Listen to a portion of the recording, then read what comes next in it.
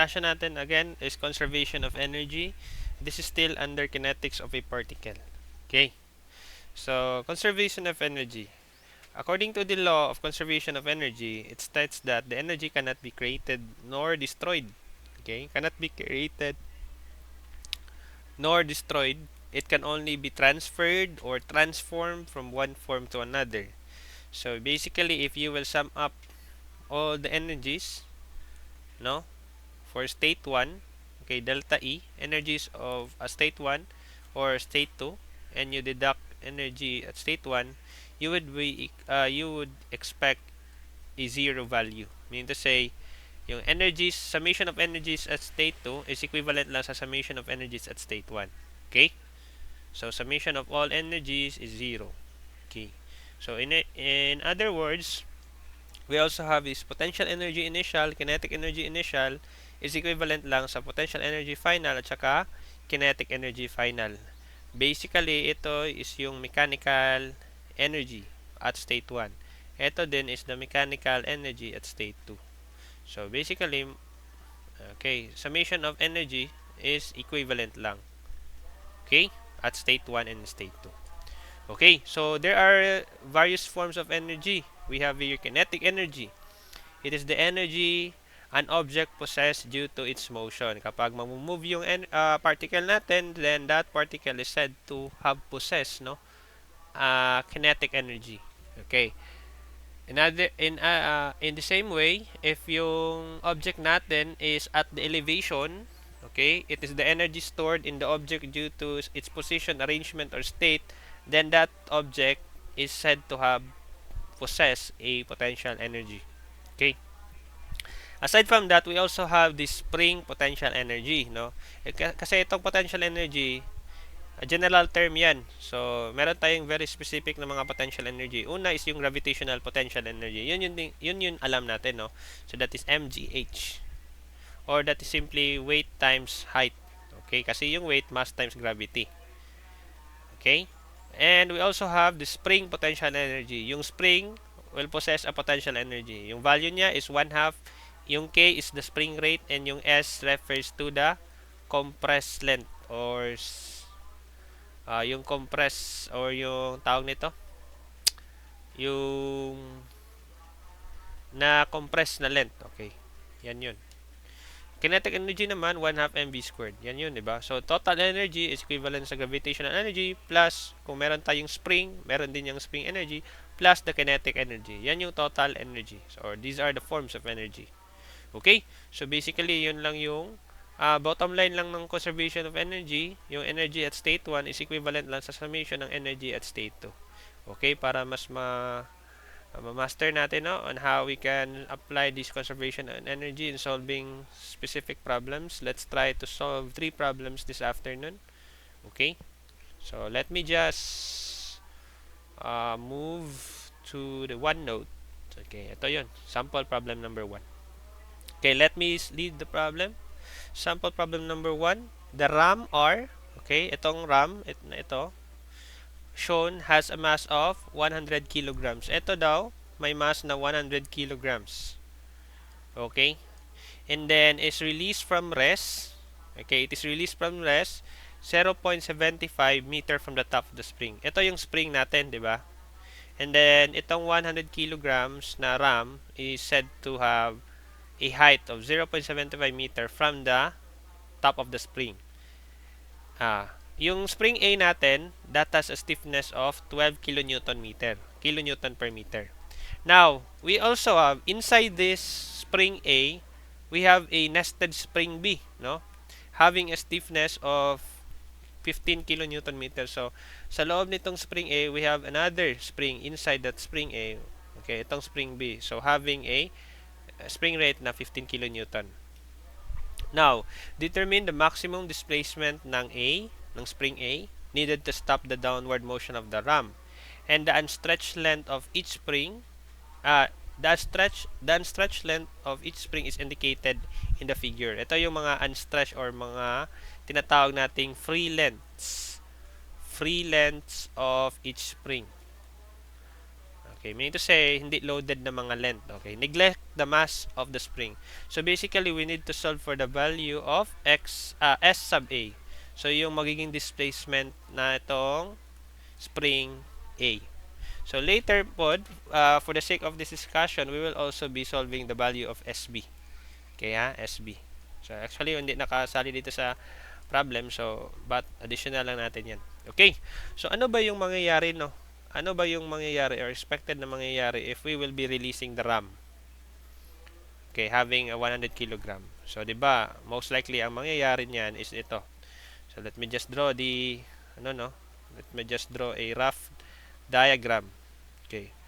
So, for example, ito yon.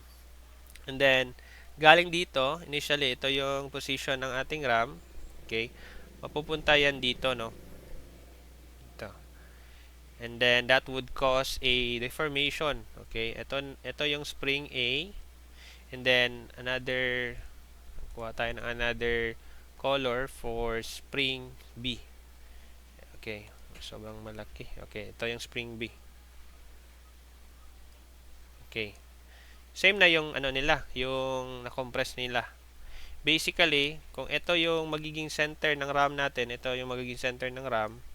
So, yung total na tawag nito, na na-displace yung RAM is equivalent sa, okay, kung galing dito, okay, galing dito, yan, di ba? Yan o. Sorry. That is kung dito na yung center, actually yun na yung magiging displacement niya, no? Hold on, balik pala. Dito pala tayo. Okay, dito. So kung galing dito, ito yon. So galing dito, may papunta dito. That is 0.75, di ba? And then since dito yung RAM natin, so meron yang eto. So ang distance nito is S sub A.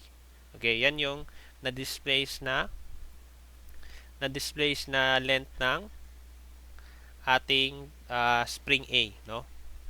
So yan yung displace na length ng ating spring A. Now, ano yung mangyayari or ano yung values ng S sub A natin? Okay? So basically using the conservation of energy, no? Okay.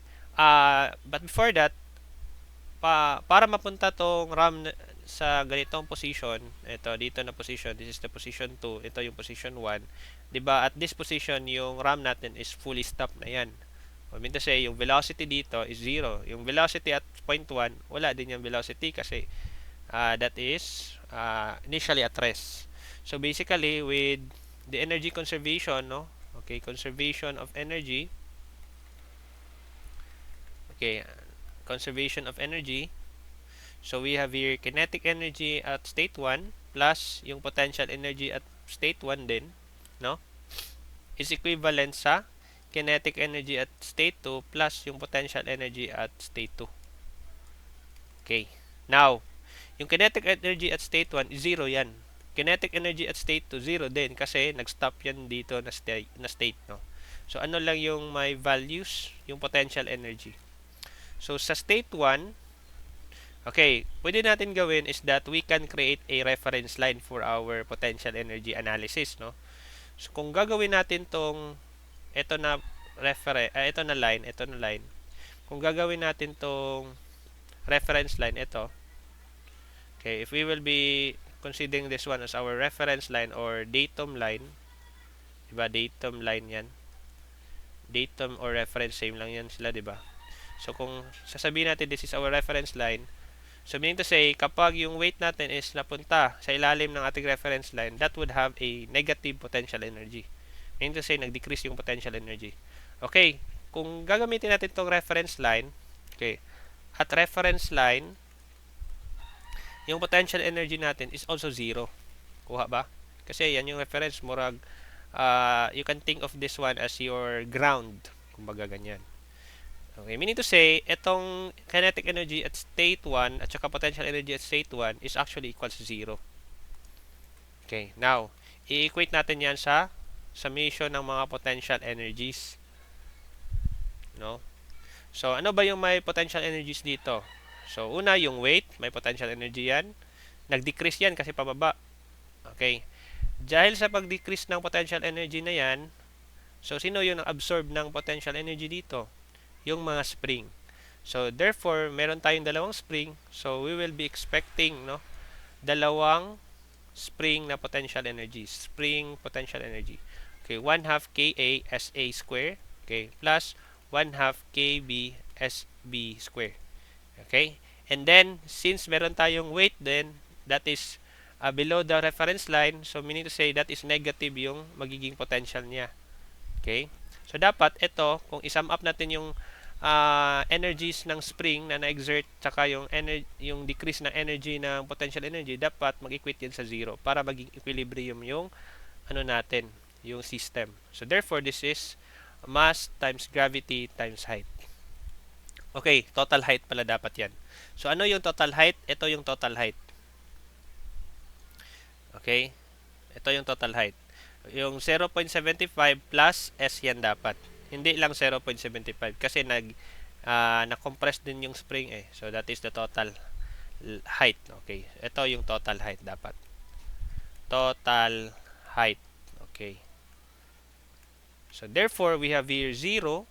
Okay. 0 is equivalent sa... But first, we need to solve for the value of SA, di ba?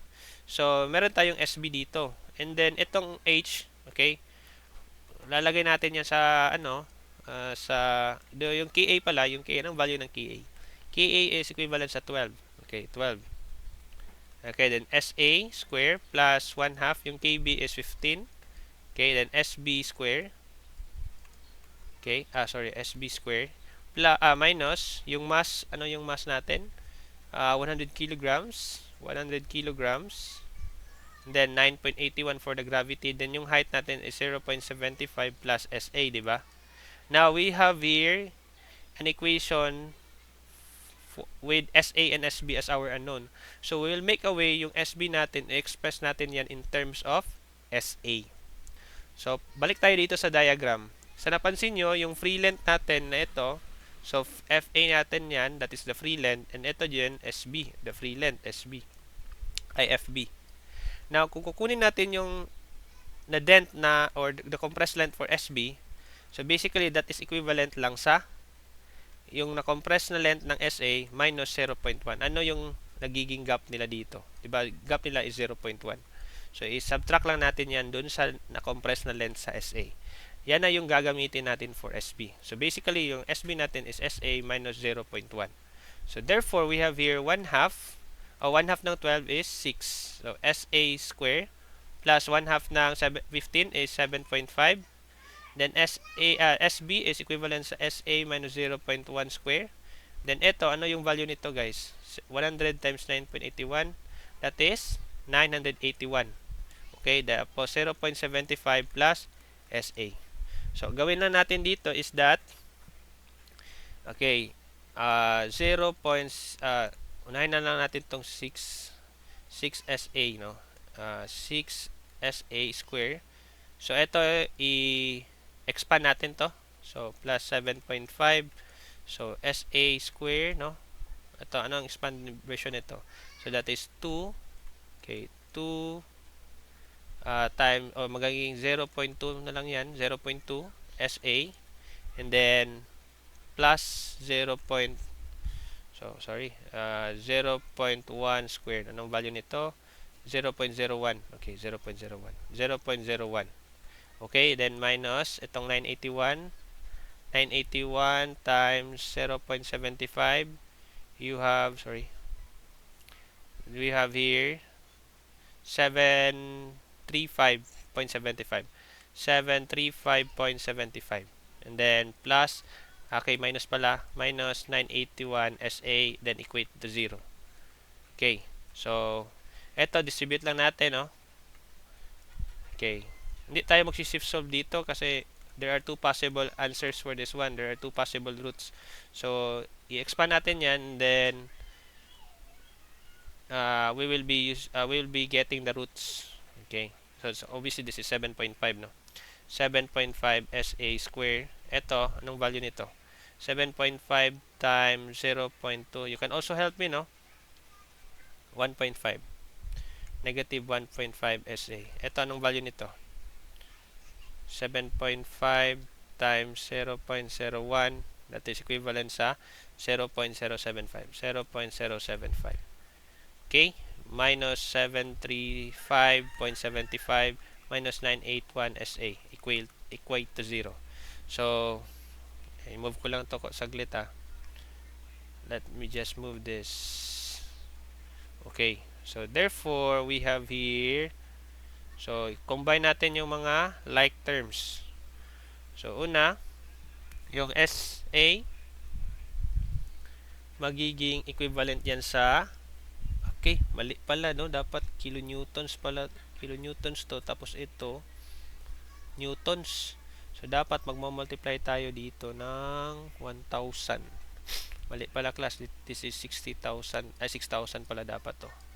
Okay, dito 7,500. So, most likely this one is 7,500.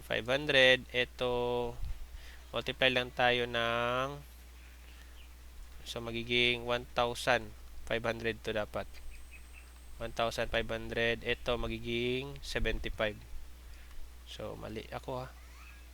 So, 7 kilonewtons man to, kilonewtons. Then, itong mass kasi 100 kilograms times 9.81, that is newton. So, dapat consistent tayo sa unit. Okay? So, ito, okay lang man ito dito. Okay, ito lang yung mali natin. So, 6,000 plus 750, that is 13,500. 7,500 pala. SA squared. Okay, ito, at saka ito, anong value nito? Sige daw. 1,500 negative minus 9,881. Ay, 981 pala. Anong value makukuha natin dito? Low. 2,481, sir. 2,481 SA. And then for the last one, ito. Anong value makukuha natin dito? 75 positive minus 735.75. That is obviously negative, di ba? So, sige daw, kayo daw. Para ma-feel ko din na nandyan kayo, no? 75 positive minus 735. 660.75, sir. Okay, 660.75. And that is equivalent to 0. So, we have now our quadratic formula, no? Okay. Quadratic equation. So, we can use quadratic formula, no? So, kayo na bahala dyan. Negative b, positive negative b square minus 4ac over 2a. Or, pwede din nyo gawin, Caltech na lang, no? So, SA, there are two possible roots for that. Caltech tayo, Caltech. Okay. Mode equation, ito. Then, dapat quadratic, ito 3.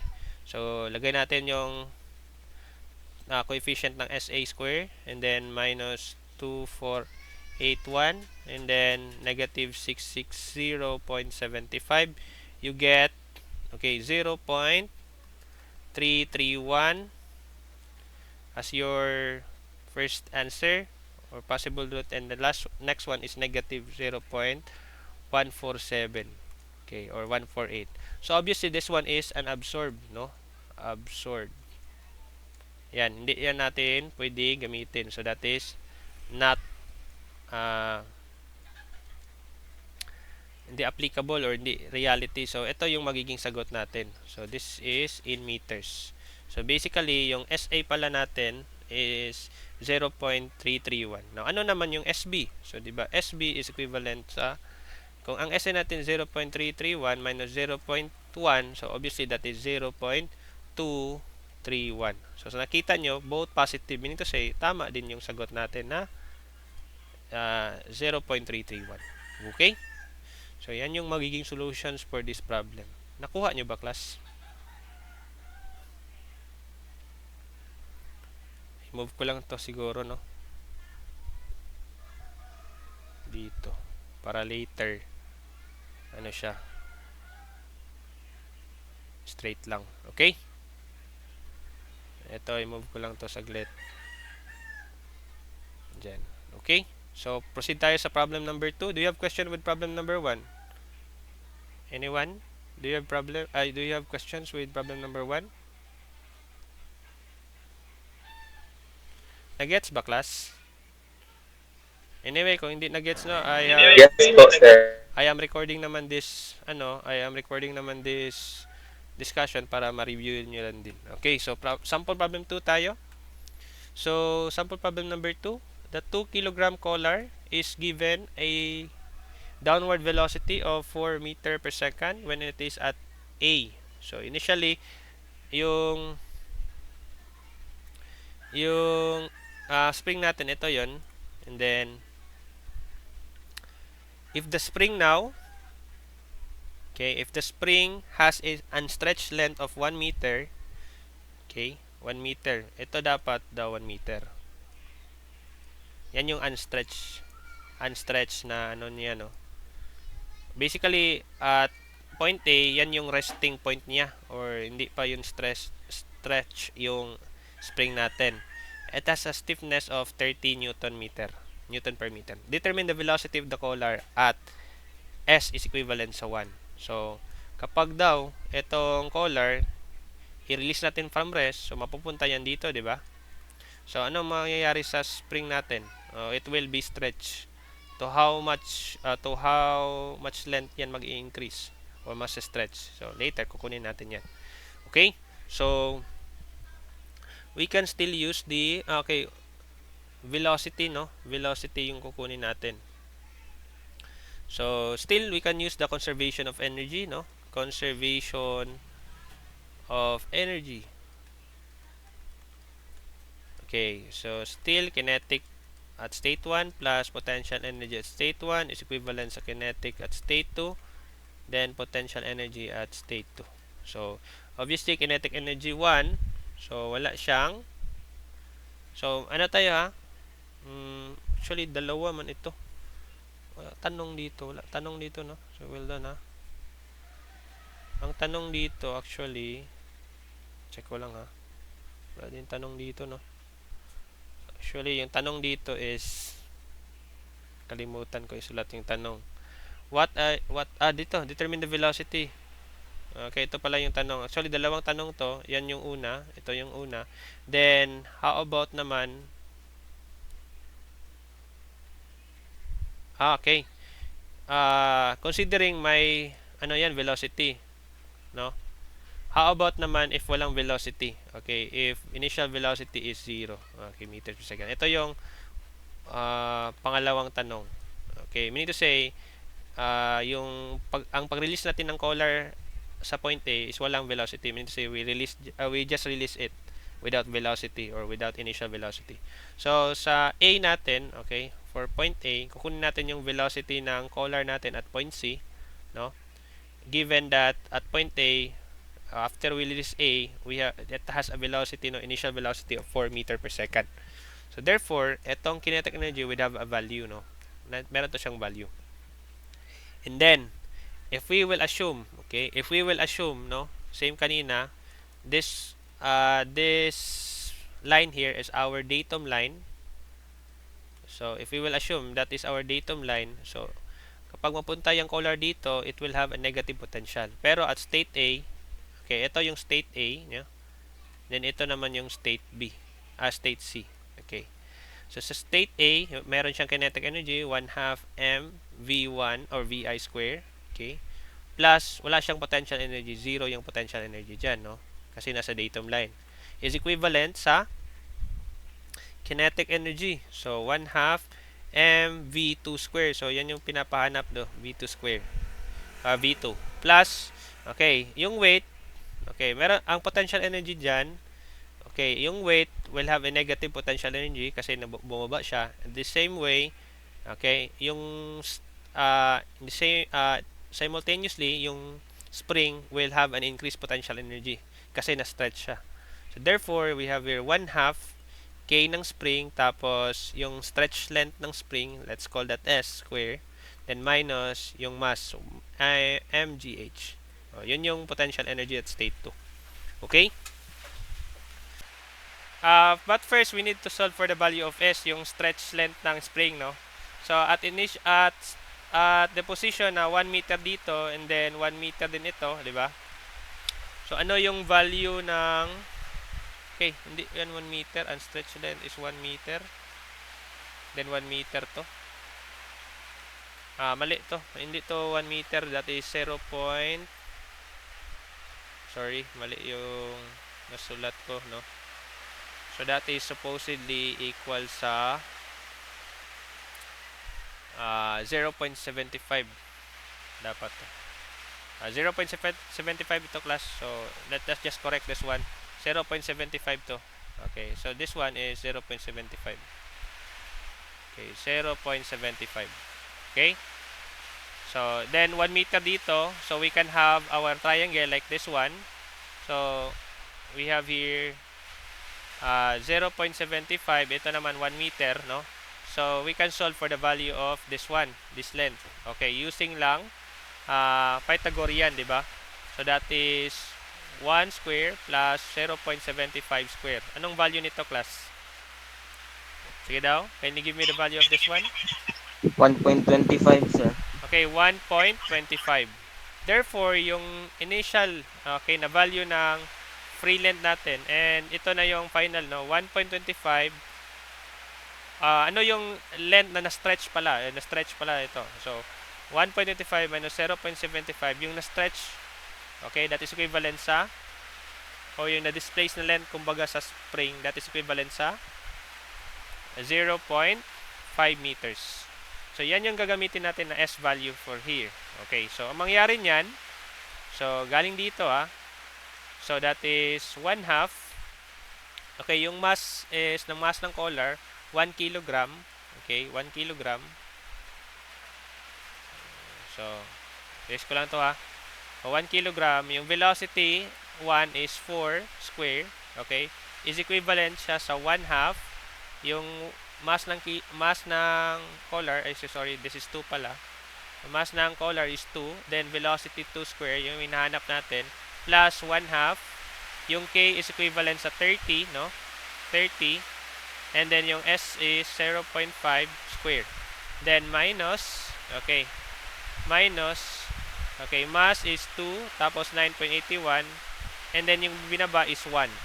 Okay, so kindly give me the value of our V square. V2 pala. So shift sub na natin yan, no? So basically we have here, hold on ito 1 na lang siya, 1/2 times 2, 1 na lang yan, 4 square. Okay, 4 square is equivalent sa, okay, 1 na lang din to. Okay, basically ilagay natin to sa kabila, magiging negative to, no? Negative 0.5, then times 30, tapos 0.5 square. And then ito magiging positive, plus 2 times 9.81. So you would have equivalent sa 31.87, that is V squared. Then taking the roots of that, you would get 5 point, okay, 5 point, hold on, parang may mali. So 1/2, tama pala. Okay, tama pala. So that is 5.64. Okay, this one is equivalent sa 5.64 or 65 meters per second. I would be ending the discussion ngayon, class, kasi mas malakas yung ulan dito, and